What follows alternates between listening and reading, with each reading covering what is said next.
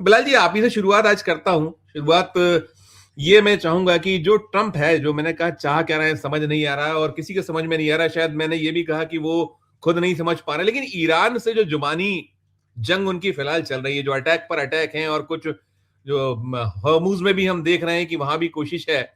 Seize fire का बहुत करीब है निकट, वार्ता का रास्ता या फिर वही जो युद्ध के हालात क्या नज़र आ रहा है? कैसे इसको हम देख सकते हैं, ले सकते हैं? पहले शुरुआत आपसे बिलाल सब्ज़वारी साहब। ठीक फरमा रहे हैं संजीव जी आप। दरअसल जो हालात हैं इस वक्त, जो परिस्थितियां हैं, उस पर पहले अगर नज़र डाली जाए तो बेहतर रहेगा। जैसे आपने पूरा एक विस्तार से वितरण सब कुछ सामने रखा, लेकिन इस वक्त जो सेकंड राउंड की वार्ता को लेकर जो अटकलें तेज हो रही हैं, भारत पाकिस्तान चाहता है कि ईरान और अमेरिका को एक वार्ता की टेबल पे लिया है, साथ ही साथ पूरी कोशिश में भी लगा है। लेकिन एक बीच में बयान आया था कि ट्रम्प साहब भी विजिट कर सकते हैं पाकिस्तान। तो ट्रम्प साहब को लेकर भी पाकिस्तान में एक विरोध खड़ा हो गया इस समय कि साहब आप ये इस तरह की वार्ता में कहीं ऐसा तो नहीं कि आप ऑब्लाइज करना चाह रहे हो ट्रम्प को। आसिम मुनीर पर सवाल खड़े हो रहे हैं, मौजूदा सरकार पे सवाल खड़े हो रहे हैं। जो वहाँ की क्लर्जी है पाकिस्तान की, उसने बहुत सारे सादे सवाल खड़े कर दिए। वही जो ट्रम्प ट्रम्प की जो बयानियात है, बयान है, उससे तो बिल्कुल यही प्रतीत नहीं होता कि वो वाकई में सीज फायर के लिए कहीं सिंसियर नजर आ रहे हैं। हालांकि अभी तक जो खबरें आई हैं वो जेडी वेंस की आई हैं, और कि वो विजिट कर सकते हैं पाकिस्तान। वहीं ईरान ने अभी तक इस वार्ता का कोई कंफर्मेशन 4 बजे तक तो नहीं दिया। मैं 4 बजे तक वॉच कर रहा था। 4 बजे तक ईरान की तरफ से कोई कंफर्मेशन नहीं आया कि हम we are ready to talk. लेकिन जिस तरह से बयान आए कि अगर वार्ता नहीं होती तो हम दोबारा बम्बार्डमेंट करेंगे, तो उसका पलटवार करते हुए ईरान से भी बयान आ गए कि साहब प्रेशर में हम बिल्कुल भी तैयार नहीं है किसी तरह की वार्ता करने के लिए। हम किसी भी तरह प्रेशर में वार्ता नहीं करेंगे। तो वार्ता का बुनियादी एक एक जो तरीका होता है, उसमें दोनों को टोन डाउन करना होता है, दोनों दोनों स्टेक्स दोनों पार्टियों को, तभी एक वार्ता संभव होती है। वार्ता का एक माहौल बनाना पड़ता है, उसके लिए पॉजिटिव टॉक जरूरी होती है। और सबसे बड़ा चीज ये होती है कि जो इंटरलोकेटर है पाकिस्तान, उसके लिए भी समस्या खड़ी हो गई है। जिस तरह के बयान आता है, स्कॉट बर्नर, जेडी वैंस, ये सारे के सारे पहले वार्ता कर चुके हैं। अब किस हद तक कामयाब होंगे ये नहीं कहा जा सकता। लेकिन संजीव जी, जो पॉलिटिकल एनालिस्ट हैं अमेरिका के खुद, जो अमेरिका के खुद आई मीन कहना चाहिए कि पॉलिटिकल एनालिस्ट हैं या पॉलिटिकल साइंटिस्ट हैं, उसमें कई इंपॉर्टेंट लोग जिनको मैं जानता हूं, जिसमें जॉन मर्शायर हैं, जेफरी सैक्स हैं। ये दो बड़े नाम हैं जिनको मैं आपको कोट कर रहा हूँ। मैकग्रैक है। तो इनका जो एनालिसिस है वो अलग तरीके से इंटरप्रिटेट कर रहे हैं। अगर आप स्ट्रीट वॉल्स में इनके आर्टिकल्स पढ़ें, या इनके कुछ इंपॉर्टेंट साइट पर CNN में या अल जजीरा पर जो इनके तबसरे आते हैं, जहां इनको कोट किया जा रहा है, सोशल मीडिया पर कुछ ये अपनी टिप्पणियां डालते हैं, तो इनका ये एनालिसिस है कि ट्रंप कहीं किसी भी तरह इस वार्ता के माध्यम से अपने आप को प्रिपेयर कर रहे हैं सेकेंड राउंड की जंग के लिए। उनका ये कहना है।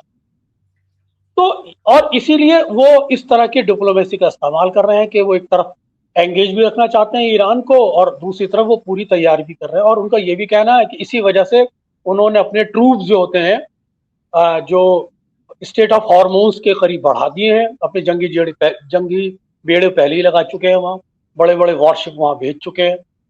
और वो ये चाहते हैं कि वो पूरी तरह अमेरिका की जो विदेश नीति है, उनका ये मानना है वहाँ के एक्सपर्ट्स का, वो इसराइल के पक्ष में पूरी तरह कंप्रोमाइज कर गई है।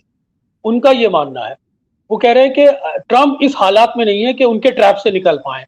तो फिर वो सवाल खड़ा करते हैं कि वो वार्ता पे सवाल खड़ा करते हैं इन परिस्थितियों के बाद, कि सब ये वार्ता की जो ऑब्जेक्टिविटी को लेकर जो चल रहे हैं, खासतौर से मध्य पूर्व के लोग, वेस्ट एशिया के लोग, उस पर वो सवाल खड़ा करते हैं। और खासतौर से ये सवाल पाकिस्तान पे भी खड़ा होता है कि इंटरलोकेटर पे वो इतनी मेहनत कर रहा है और वो किस हद तक इसमें कामयाब होगा। क्योंकि जो टर्म्स एंड कंडीशन रखी गई हैं अभी तक, उसमें स्टेट ऑफ हॉर्मोन्स के खोलने की बात थी।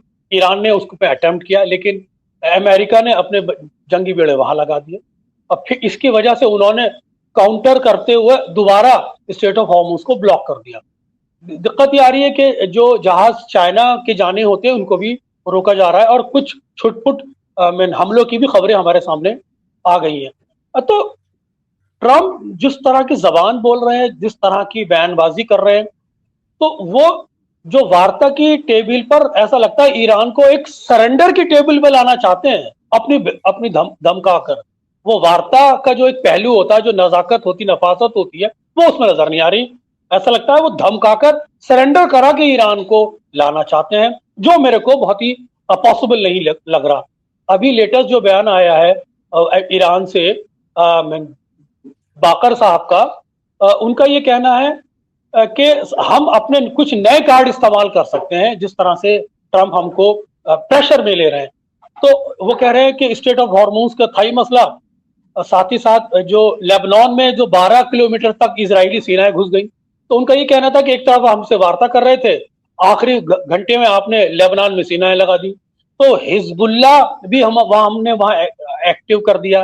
तो हिजबुल्ला और इजरायली फौजों में झड़पें भी हो रही है। इजराइल चाहता है कि साहब लेबनान के माध्यम से हिजबुल्ला को पूरी तरह डैमेज किया जाए, जिसके लिए ईरान तैयार नहीं है। ईरान कहता है कि जो वार्ता का जो पहलू है उसमें लेबनान भी शामिल है, कि जब आप लेबनान में भी सीज फायर करेंगे तब इस सीज फायर को कंप्लीट माना जाएगा। तो बहुत ही कॉम्प्लिकेटेड सिचुएशन है। वहीं इंटरनल प्रेशर अमेरिका के अंदर, जो मध्यवर्ती चुनाव का वो है, नवंबर में वहां चुनाव है। एक एग्जिट रूल जरूर तलाशा था एक परसेप्शन में ट्रम्प जी ने, कि चाहते थे कि वो इसमें एक सीज फायर हो जाए, ताकि वो अपने मांगा को सेटिस्फाई कर सके और मध्यवर्ती चुनाव के अंदर रिपब्लिकन पार्टी का एक फ्रेम तैयार कर सकें, और इस एजेंडे पर कि मैं विनर हूं और दोबारा आ सकें। तो वो बयानबाजी जो करते हैं, अब वो बयानबाजी पुराने दौर की बयानबाजी तो नहीं, आप सोशल मीडिया के माध्यम से पूरी दुनिया में पहुंच जाती है वो बयानबाजी। ऐसा तो नहीं कि अपनी एक पर्टिकुलर आपने चैनल को दे दिया या एक न्यूज़पेपर को दे दिया। आप जो बोलते हैं सोशल मीडिया पर आ जाता है, और जब वो सोशल मीडिया पर आता है तो वर्ल्ड नैरेटिव बन जाता है, फिर ईरान भी रिएक्ट कर देता है। तो ये सिलसिला जारी है कि ट्रम्प उधर बोलते हैं, एक्सप्लॉइट हो जाता है पूरी सोशल मीडिया पे, इधर ईरान रिएक्ट कर देता है, वार्ता में कड़वाहट पैदा हो जाती है। तो काफी डाइसी हो गया, काफी कॉम्प्लिकेटेड हो गया। ब्रेक थ्रू की बहुत चांसेस कम लगते हैं मेरे को, जिस तरह से दोनों पार्टियां अपने अपने एजेंडे पे फिक्स लग रही हैं। पाकिस्तान इसमें से किस तरह से गेट थ्रू करेगा, अभी मैं नहीं समझ पा रहा हूं कि इंटरनल क्या वार्ता चल रही है। हाँ, ये बात ठीक है कि पाकिस्तान कोशिश बहुत जरूर कर रहा है। अभी उनकी फॉरेन मिनिस्टर चाइना से पाकिस्तान के फॉरेन मिनिस्टर की बात भी हुई थी, अभी लेटेस्ट आज मॉर्निंग आवर्स में। अब उसका क्या रिजल्ट निकलता है। अब मुनीर साहब ईरान हो ही आए, और प्राइम मिनिस्टर टर्की का विजिट कर आए, सऊदी अरब और चाइना की भी सिलसिले में बात हुई। चाहते तो सब यही है कि किसी तरह भी इसका रास्ता निकले, लेकिन ट्रम्प की जो एक हठ धर्मी है, वो वार्ता को एक सरेंडर वार्ता के टेबल पे लाना चाहते हैं ईरान को, जो मेरे को मुश्किल लगता है। राइट सर, मैं लौटता हूं दोबारा। मैं पहले प्रदीप जी के पास आता हूं। प्रदीप सर, मैं आपसे देश की बात करता हूं। मैं कुछ 2 क्लिप्स दिखाता हूं। देखिए, आज तमिलनाडु में थे खड़गे साहब, एक उनकी प्रेस कॉन्फ्रेंस थी और उन्होंने एक तंज कसा है, उसमें कहीं देखिए, scientific thinking, ideologically well believed and the ideals of Periyar, Dr. Ambedkar, Anna Durai, great Kamraj, and Kalinga. These people stand for this women reservation, justice, equality, fraternity. For that they stood. Modi is not for these principles. And one more thing I want to tell, how this AIDMK people, who themselves put the photo of Annadurai, and the party itself is Annadurai, how can they join with Modi? who is a terrorist and who won't believe in equality. His party won't believe in equality and justice. And these people are joining with them. It means that they are weakening democracy. They are weakening the philosophy of Annadurai, Kamaraj, Periyar and Kalingar and Baba Saheb Ambedkar. The Congress DMK alliance will continue to deliver welfare, inclusive growth, quality education and accessible health care. ये है, मैं एक इसका जवाब जो आया BJP की ओर से, इसको और सुनिएगा, और एक में इसी पे फिर उन्होंने और कहा है, आगे वो सुना। Today I feel ashamed. Piyush Goyal, This last point. Today I feel ashamed that the Congress party and Mr. Stalin's DMK party have come to such a low level. They have stooped to this low level that a democratically elected Prime Minister, elected by the people of India, they are calling a terrorist. I strongly condemn Mr. Kharge's statement. I demand an apology from both the partners, Rahul Gandhi and MK Stalin, for this downright insult of the people of India. They have not only insulted Prime Minister Narendra Modi, who is elected by all of us, who is the leader of the world's biggest democracy, the mother of all democracies, but they have insulted 140 crore Indians. They have today insulted 8 crore Tamil brothers and sisters by calling the nation's Prime Minister a terrorist. I do not think the people of Tamil Nadu will either forget this insult, and I am sure the people of Tamil Nadu will not forgive Rahul Gandhi, his party's president Mallikarjun Kharge, and their partner Stalin for this insult of 140 crore Indians, for this insult of 8 crore Tamilians. Effectively, Congress and DMK are calling all of us who have elected Prime Minister Modi as terrorists. एक ये है, और मैं ये इसके बाद मल्लिकार्जुन खड़गे का एक और है, इसको भी थोड़ा सा देखिएगा। उन्होंने और इसके आगे कहा था, Modi as a terrorist, as wife, he's joined, AIDMK has joined hands with him. So can you please put a context, in what context? No, I mean that terrorist means... It's important, sir, that's why I asked. I wanted the context. No, exactly. Terrorist is just I wanted to clarify that Modi always threatens and always is, I told certain sequence, ID, ED, income tax, CVC, these institutions are in his hand. Again, this delimitation also he wants to take in his hand. Therefore, I say, in that context, Terrorize, you mean to say? he is terrorizing people and political parties.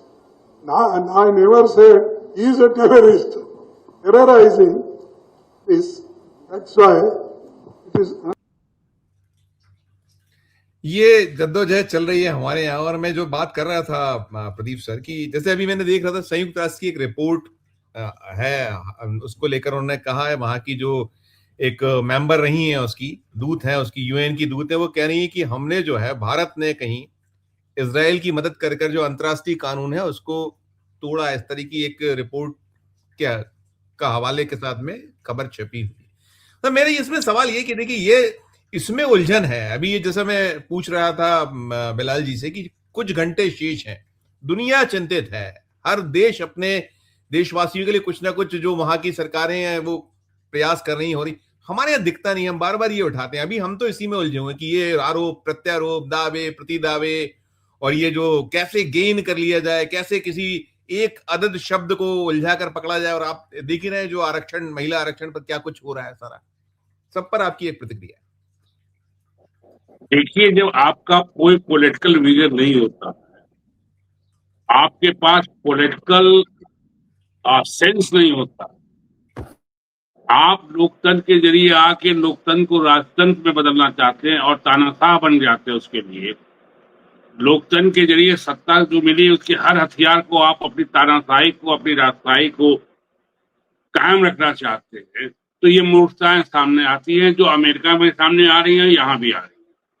अब और ऐसे ऐसे बयान आते हैं जिन्हें जरा सा पढ़ा लिखा आदमी सुनेगा तो हंसेगा। अब ये बार बार इनको टोकने के बावजूद कहते हैं कि हम 144 करोड़ के प्रधानमंत्री हैं। लोकतंत्र में मेजॉरिटी की सरकार होती है, पूरा उसकी सरकार नहीं होती है। तो आप 35-40% पाके पूरा 144 करोड़ हो जा रहे हैं, और जो 60 और 65% अपोजिशन पाई है उसको सीधे आप पाकिस्तान से जोड़ देते हैं, उसको आप घुसपैठिए से जोड़ देते हैं। वो 65 करोड़ की जनता की बेइज्जती नहीं होती है। आप राहुल गांधी के इतने इलेक्शन के बाद नागरिकता की बात उठा देते हैं। आप जो है जो तरुण गोगोई का बेटा है गौरव गोगोई जो चीफ मिनिस्टर, उसको पाकिस्तान से लिंक कर रहे थे, तब कोई बात नहीं थी आपकी। आप करना क्या चाहते, कहना क्या चाहते, ये आपको खुद नहीं पता। जैसे उसी तरह जैसे ट्रम्प करना क्या चाहता है, कहना क्या चाहता है, ये पूरे दुनिया को नहीं पता चल रहा है। और इन लोग ऐसे कोने में ढकेल दिए जाते हैं कि वो फिर वही अमेरिकन प्राइड और इंडियन प्राइड और महान देश की प्राइड लेके उसके पीछे छिपने की कोशिश करते हैं, जो लगातार आपने बीजेपी को भी देखा होगा, मोदी और शाह को भी देखा होगा, और वहां भी देख रहे हैं। आप वहां के प्रेसिडेंट, वहां अमेरिका के प्रेसिडेंट के पास जितना पावर है उतना हमारे प्रधानमंत्री के पास पावर नहीं है कॉन्स्टिट्यूशनली। लेकिन आप वहां देख रहे हैं कि सांसद से लेके इवन एजेंसियां तक, गवर्नमेंट एजेंसियां, ब्यूरोक्रेट्स खुले आम बयान दे रहे हैं ट्रम्प के खिलाफ, उनके डिसीजन के खिलाफ। ट्रम्प के खिलाफ एज ए इंडिविजुअल नहीं, उनके डिसीजन के खिलाफ इस्तीफा देके अलग हो जा रहे हैं। उन्हें अब जो है वॉर क्रिमिनल का, उनके सहयोगी वॉर क्रिमिनल उनको मान रहे हैं, इन्होंने क्राइम किया है जो वॉर छिड़ा है। तो अपने आप एक चीज कह दे, या तो आप ये देखिए कितनी बड़ी बात हो रही है संजीव जी, कि आप अगर कोई प्रदर्शन करते हैं वेजेस के लिए, मतलब अपने अधिकार तनख्वाह बढ़ाने के लिए, आपको पाकिस्तान से जोड़ दिया गया। मतलब ये तो गजब स्कीम है ये।